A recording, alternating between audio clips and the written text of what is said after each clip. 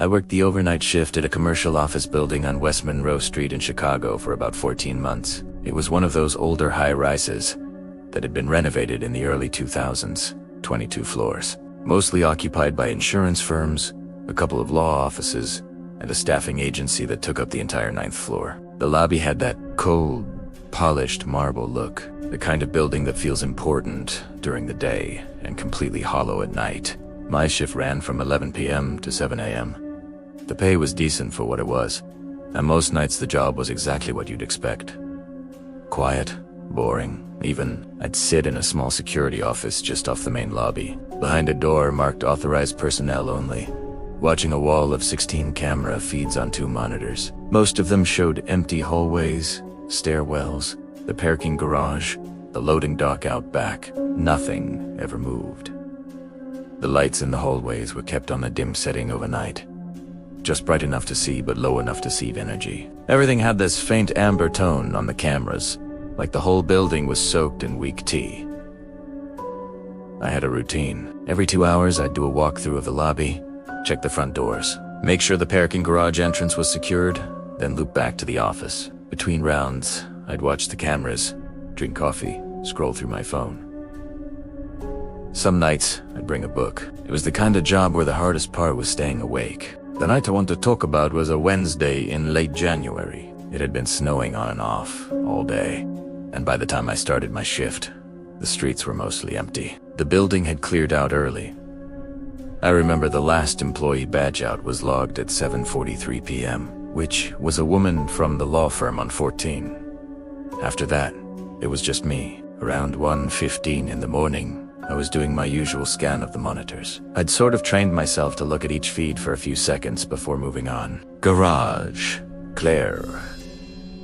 Lobby, clear.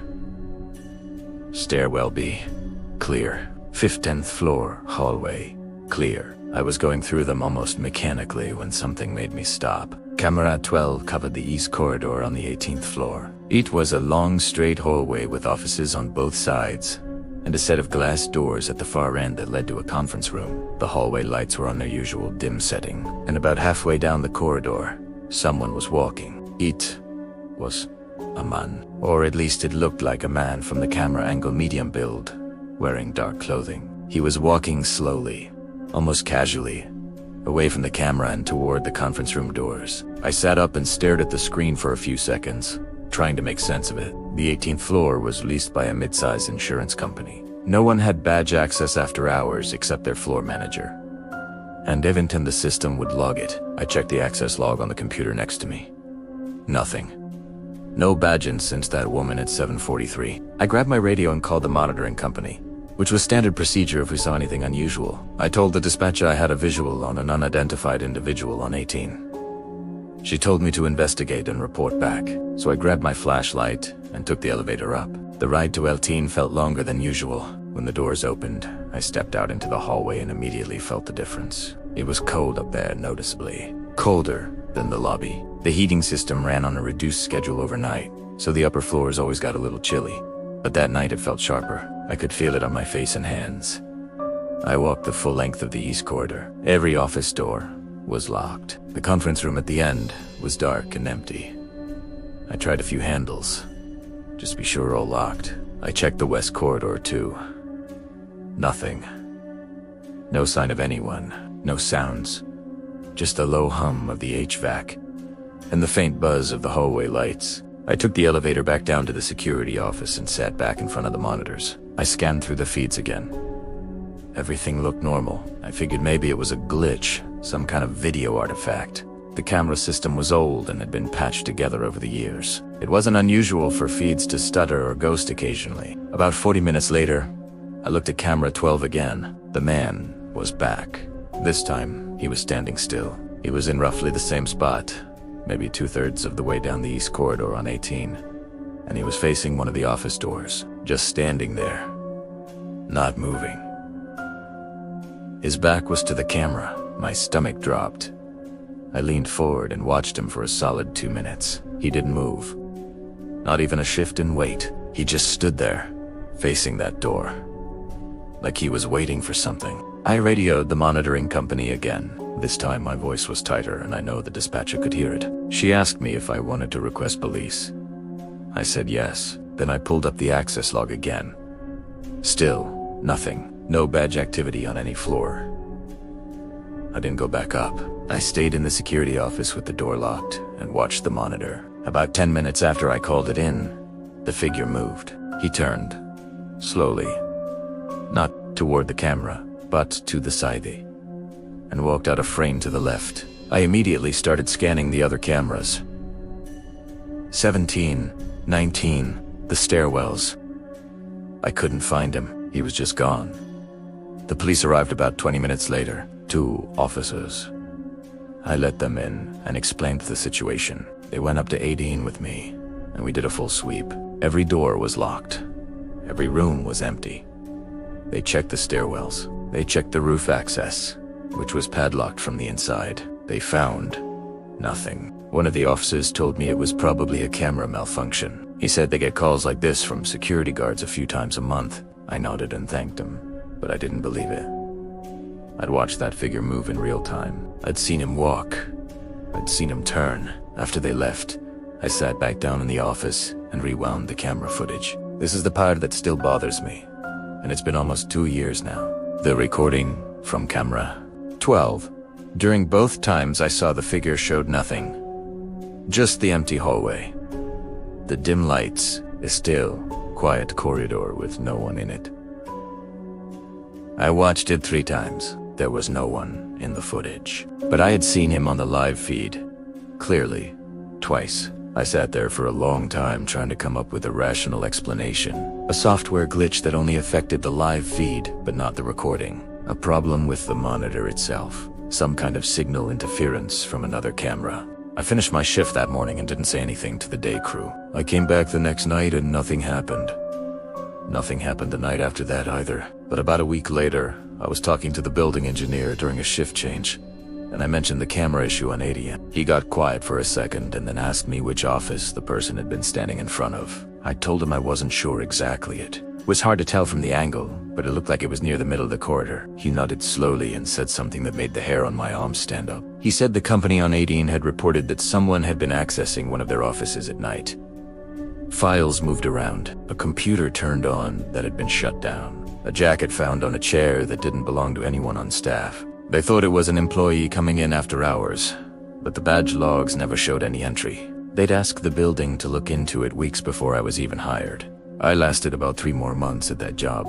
Not because anything else happened on camera, it didn't, but because I couldn't stop watching the 18th floor. Every night, I'd sit there staring at that hallway, waiting to see the figure again. And every now and then, just at the edge of my focus, I thought I saw something move. But when I looked directly at the screen, it was always just the empty corridor. I don't know who was in that building.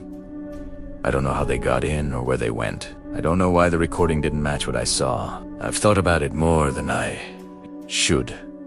The only thing I'm sure of is that I wasn't imagining it. And whoever it was, they knew the building better than I did. This happened to me about 3 years ago, when I was 24. I'd taken a security job at a corporate campus in Raleigh, North Carolina. One of those newer developments off the highway with 3 connected buildings. Lots of glass and steel, surrounded by a big empty parking lot and a ring of thin, newly planted trees that didn't provide any real cover or shade. During the day, the place was busy, maybe 500 or 600 employees across the 3 buildings. But at night, after the last stragglers left and the cleaning crew finished up around 10, it was a ghost town. My shift started at 10 p.m. and ran until 6 a.m. I worked alone. The security office was on the ground floor of building, right near the main entrance. It was a decent-sized room desk, chair, a row of monitors showing about 20 camera feeds, a small fridge, microwave. I had a 2-way radio that connected to an off-site monitoring center, and a set of master keys for every door in the complex. The buildings were all connected by enclosed walkways on the 2nd floor, so I could get from one end of the campus to the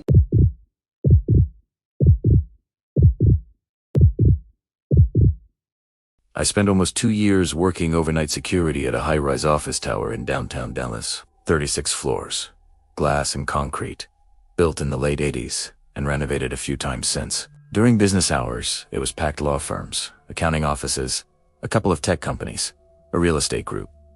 At night, it was just me and one other guard. My partner handled the lobby and the parking structure. I handled the upper floors and the camera room. The camera room was on the second floor, tucked behind the elevator bank in a windowless space that used to be a storage closet before they converted it. It was small, just wide enough for a desk, a chair, and a wall-mounted rack of monitors, showing 32 camera feeds. The screens were old and a couple of them had a faint green tint. The room smelled like warm plastic and stale air. I spent most of my shift in there, scanning the feeds and logging anything unusual, which was almost never anything. The building had a decent security system, keycard access on every floor, with a main reader at the lobby turnstiles and individual readers at each stairwell door and elevator landing. The system logged every badge swipe with a timestamp. After hours, the elevators required a keycard to operate, and the stairwell doors locked automatically at 9 p.m.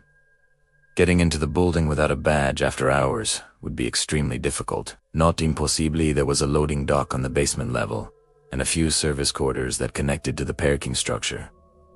But difficult enough that it almost never happened. The night I need to tell you about was in March, a Tuesday. My partner that night was a guy named Ray, who was in his 50s and had been working the building for years. Goodguy.com. Didn't talk much on the radio unless he needed to. We started at 10 p.m. I went up to the camera room. He stayed at the lobby desk. Normal night. For the first couple hours, everything was routine. I watched the feeds, logged the cleaning crew as they moved floor to floor, and waited. The crew finished and left at 12:30. After that, the building was empty. I read Lodray and confirmed. He said the lobby was clear, all entrances locked. I settled in for the long, queue-lit part of the shift. At about 1:20 a.m., camera 23, which covered a hallway on the 27th floor, went to static. Not a black screen, but that rolling, grainy static like a dead TV channel. It lasted about 4 seconds. Then the feed came back. When it did, there was someone in the hallway. The person was standing near the far end of the corridor, partially obscured by the angle. They were motionless, facing away from the camera. I couldn't tell much. Dark clothes, average height. The image was grainy and the hallway lights were on their nighttime dim setting, so everything had that murky, low contrast look. I watched for a few seconds, waiting for them to move. They didn't. I assumed it was a late employee. It happened from time to time. Someone working a deadline who'd been there so long they'd become part of the furniture. I checked the badge log. No swipes on 27 since 5:46 p.m.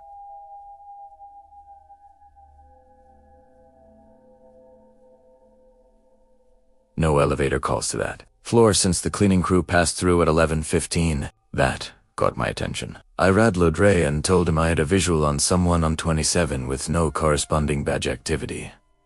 He told he'd keep an eye on the lobby. I pulled up the elevator log. No car had gone to 27 since the cleaners. I checked the stairwell cameras on 26 and 28.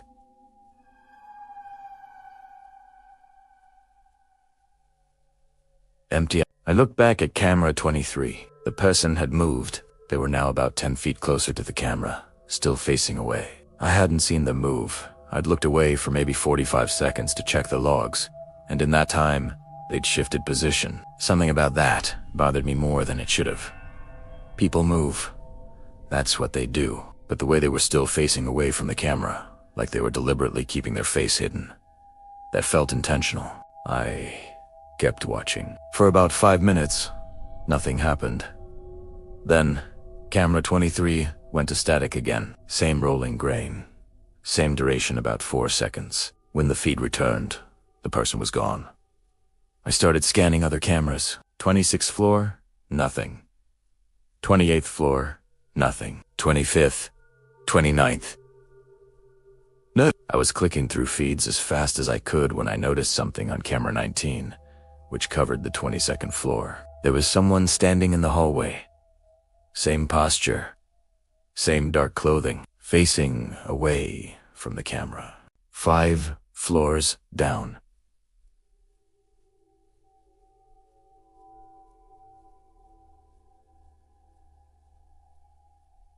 In less than a minute. The stairwell would take at least 2 or 3 minutes to descend 5 floors at a normal pace, and the stairwell cameras hadn't shown anyone. The elevator hadn't moved. There was no way someone could have gotten from 27 to 22 that fast without being seen on at least one other camera. I felt the first real spike of fear then. Not the vague unease I'd been feeling, but actual, physical fear. My mouth went dry and my hands were cold on the desk.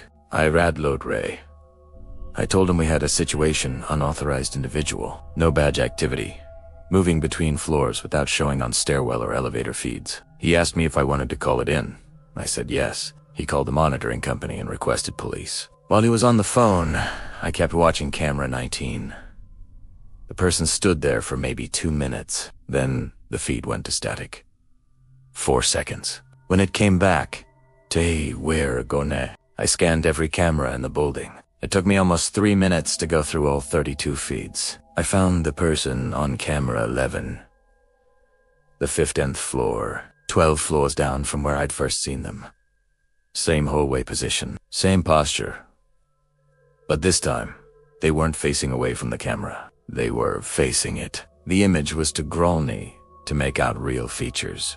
The hallway was dim and the camera was at least 30 feet away. But I could see the shape of a face, pale against the dark clothing.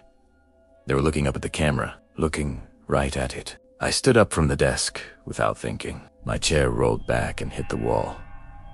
I was breathing hard. I forced myself to sit back down and keep watching. The figure didn't move. They just stood there, facing the lens, for what felt like a very long time, but was probably about 90 seconds. Then the feed went to static. When it came back, Te Weragone. My hands were shaking as I scanned the other cameras. I went floor by floor, methodically, starting from the top. 36, 35, 34, nothing. 33, 32, 31, nothing.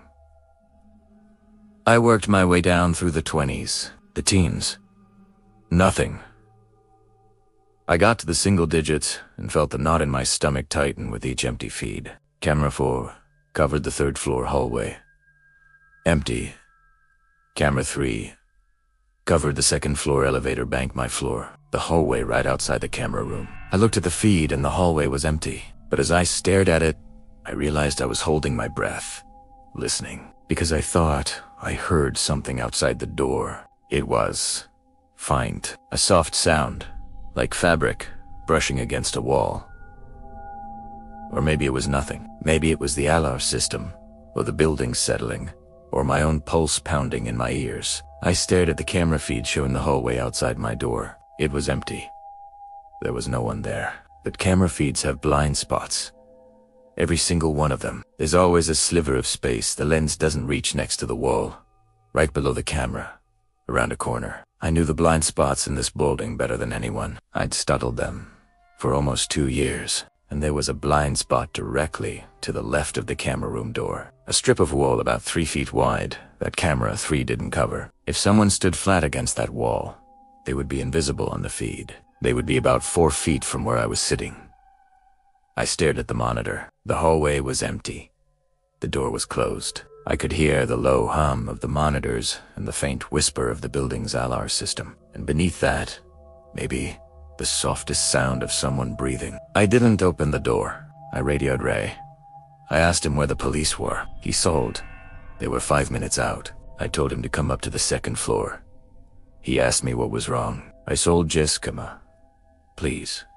I sat in that room for the longest 5 minutes of my life. I watched camera 3 and saw nothing. I listened and heard nothing I could be certain of. When Ray's voice came over the radio saying he was stepping off the elevator on 2, I watched him appear on the camera feed. He walked down the hallway and knocked on the camera room door. Primera opened it. The hallway was empty. The blind spot by the door I looked immediately was empty. The police searched the building. They found no one. The stairwell doors were all locked. The elevator showed no unauthorized use. Every office on every floor was secure. There was no sign that anyone had been inside. When I reviewed the recordings the next morning with my supervisor, the footage was there. The figure on 22. The figure on 15. Facing the camera, My supervisor watched it without saying much. He told me the building management company would handle it. He told me not to talk about it. I don't know if they ever figured out who it was or how they got in. I don't know how someone moved between floors without triggering a single door sensor or showing up in a stairwell. I don't know where they went. But what I keep thinking about is the timing. 27, 22, 15.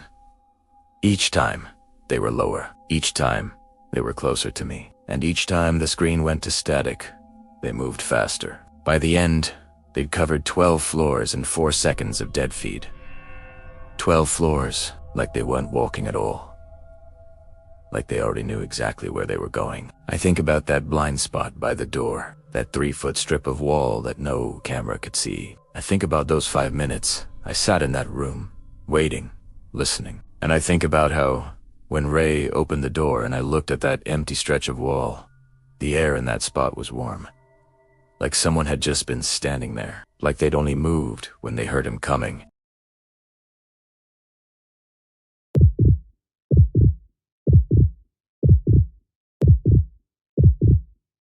This happened to me about 3 years ago, when I was 24. I had taken a security job at a corporate campus in Raleigh, North Carolina, one of those newer developments off the highway with 3 connected buildings, lots of glass and steel, surrounded by a big empty parking lot and a ring of thin, newly planted trees that didn't provide any real cover or shade. During the day, the place was busy, maybe 500 or 600 employees across the 3 buildings. But at night, after the last stragglers left and the cleaning crew finished up around 10, it was a ghost town. My shift started at 10 p.m. and ran until 6 a.m.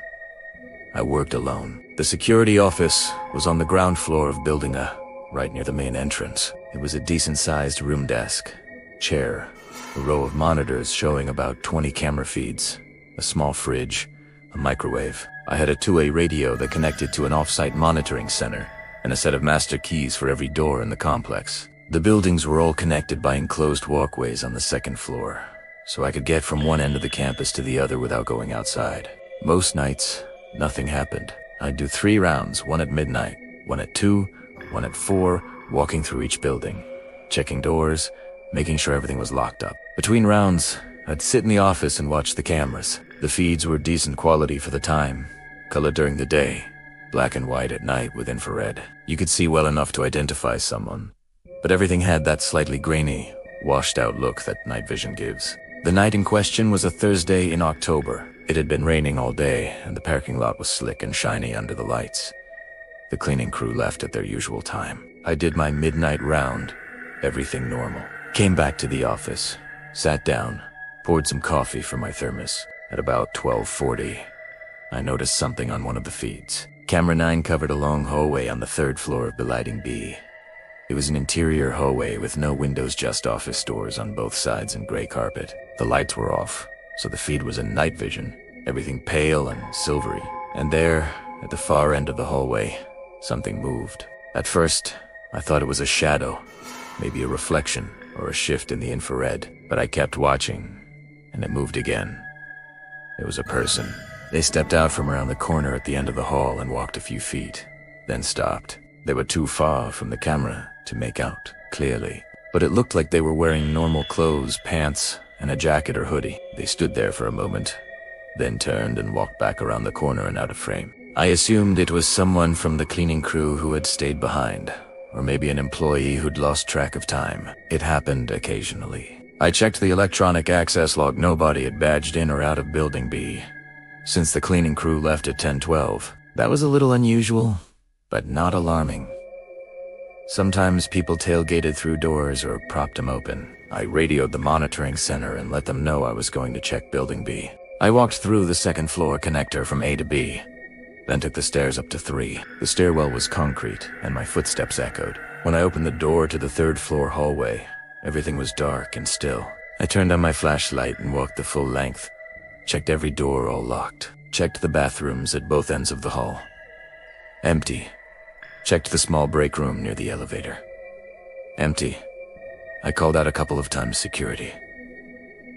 Anyone here? And got nothing back but the hum of the air system. I went back to the office. Sat down, looked at the monitors. Camera 9 showed the same empty hallway. About an hour later, around 1:50, Ami saw the person again, this time on camera 14, which covered a hallway on the second floor of Building C that was on the opposite side of the campus. The figure was standing still, facing a locked office door, just like they were reading the nameplate on it. Same general build, same dark clothing. They stood there for maybe 30 seconds, then walked out of frame to the right. That unsettled me. If this was a straggler or a confused janitor, they wouldn't be wandering between buildings in the dark, and the access logs still showed no badge activity. I debated going to check Building C in person, but something told me to wait and watch. I pulled up as many camera feeds from Building C as I could and just scanned them, one by one. For about 15 minutes, nothing. Then, on camera 17, ground floor of Building C, near the south exit, I saw the person again. They were walking slowly down the hallway, away from the camera. They passed through the frame in about 10 seconds and disappeared. I radioed the monitoring center and told them I had a possible unauthorized person in Building C. They asked if I wanted to request police. I hesitated, then said Nachia. Let me do a walkthrough first. I don't know why I said that. Maybe I didn't want to seem like I was overreacting. Maybe I was still trying to convince myself there was a simple explanation. I walked to Building C through the second floor connector. This time I was more careful. I moved slowly, checking around corners, listening. Building C was the quietest of the three at night. It was mostly used for administrative offices, and it had a kind of stale, carpeted hush to it. I went floor by floor, starting at 3, and working my way down. Everything was locked. Everything was empty. When I got to the ground floor, I checked the south exit, the one near where camera 17 had shown the figure. The door was locked from the inside. The push bar was in place. The magnetic seal showed green on the panel, meaning it hadn't been opened. I stood there in the hallway for a long time, listening. Nothing. I walked back to the security office. The whole trip had taken about 25 minutes. When I sat down and looked at the monitors, I felt something cold settle in my chest. Camera 9. The third floor hallway in Building B. The very first camera where I'd seen the person was showing the figure again. This time, they were closer to the camera. Much closer. They were standing maybe 15 feet from the lens. Facing it, I still couldn't make out a face. The night vision washed out their features, and they were wearing a hood or hat of some kind that cast a shadow over their eyes. But they were looking directly at the camera. Directly at me. Primera sate frozen. I watched them for a full minute. They didn't move. They just stood there, facing the lens, like they knew I was watching. Like they'd been waiting for me to get back. I called the police. I didn't hesitate this time. I told the dispatcher exactly what I was seeing and that I'd already searched the buildings twice with no results. They sent a patrol car. While I waited, I kept watching camera 9. The figure stood there for another 2 or 3 minutes and then turned and walked away. Slowly, back down the hallway and around the corner. I checked every other feed. Nothing. The officers arrived about 12 minutes later. Two of them. I let them in and we searched the Building B together. All 3 floors. We found nothing. No one. Every door locked. Every room empty. They checked the exterior doors. All secured. They walked the parking lot. Nothing. One of the officers asked me if the building had any known issues with transients or break. I said not that I was aware of. He asked if I'd checked the ceiling tiles. I looked at him. He said sometimes people hide above drop ceilings in commercial buildings. It was more common than you'd think. They can move around through the ceiling space, drop down when they want, climb back up when someone comes looking. We didn't check the ceiling tiles that night. The officers didn't have a ladder and neither did I. They told me to report it to building management and request a full inspection. I'd finished my shift with every light on in the security office, and the door locked. I left at 6 and told the day guard everything. I don't know if they ever did a full celling inspection. I asked my supervisor about it a few days later and he sort of brushed it off. Said the buildings were new and the celling spaces weren't big enough for someone to move through. But I looked it up later, and those drop cellings had about 2.5 feet of clearance. That's plenty. I transferred to a daytime post about a month later. I never saw the figure again, but I never stopped thinking about what that officer saw. About people living above the celling. Watching. Waiting. Moving around at night when they think no one's looking. And the thing that keeps me up. The thing I keep coming back to. That figure stared right at the camera. They weren't hiding from me. They knew exactly where I was, and every time I went looking for them, they moved to wherever I'd just been, like they were watching me the same way I was watching them.